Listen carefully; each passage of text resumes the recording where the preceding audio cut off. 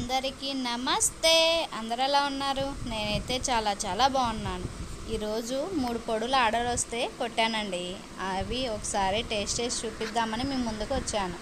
ఇది పల్లి పొడి, ఇది వచ్చేసి కరివేపాకు పొడి, ఇది వచ్చేసి కంది పొడి, అలాగే ఇప్పుడు చూపించబోయేది ఫ్రెష్గా పెట్టిన ఆవకాయ.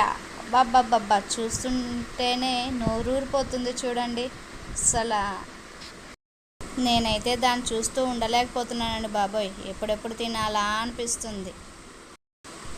ముందుగా పల్లి పొడితో స్టార్ట్ చేద్దాం. కొంచెం పల్లి పొడి, అందులో కొంచెం నెయ్యి వేసుకొని కలుపుతూ ఉంటే స్మెల్ సూపర్ ఉందండి బాబోయ్. నేను చేసిందని కాదు కానీ అస్సలు ముద్ద నోట్లో పెట్టుకుంటే నోట్లో నీరు ఊరిపోతుంది. నిజంగా నమ్మండి, మీరు నమ్మరు కానీ నిజంగా అంటే చాలా బాగుందండి అసలు. నెక్స్ట్ కరివేపాకు పొడి, కొంచెం నెయ్యి. దేనికయ్యా నెయ్యి కొంచెం తగిలితేనే బాగుంటుంది కదా.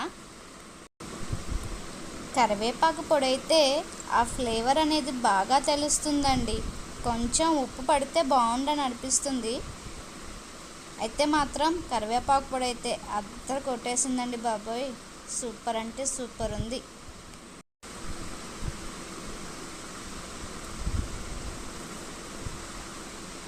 నెక్స్ట్ కందిపొడి ట్రై చేద్దాం.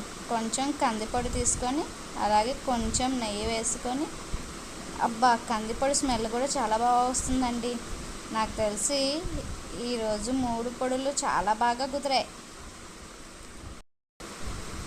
చాలా బాగుందండి కందిపొడి అయితే మాత్రం. మీరు ఒకసారి ట్రై చేయండి, నేను చెప్పానని కాదు కానీ చాలా బాగుంది. నెక్స్ట్ ఎప్పుడెప్పుడు ఆవకాయ టేస్ట్ చేద్దామా అని ఉంది.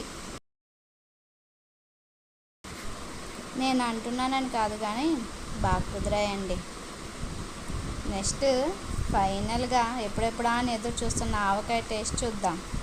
కొంచెం ఆవకాయ వేసుకొని ఒక ముక్క వేసుకొని, కలర్ మాత్రం చాలా బాగుందండి. అదే గుంటూరు కారం, మరి కలర్ ఇలా లేకుండా ఇంకెలా ఉంటుంది.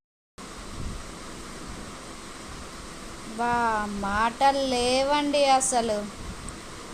ఆహా ఏమి రుచి, తినరా మై మరచి అని అందరూ అనాల్సిందే. ఈ వీడియో నచ్చినట్లయితే సబ్స్క్రైబ్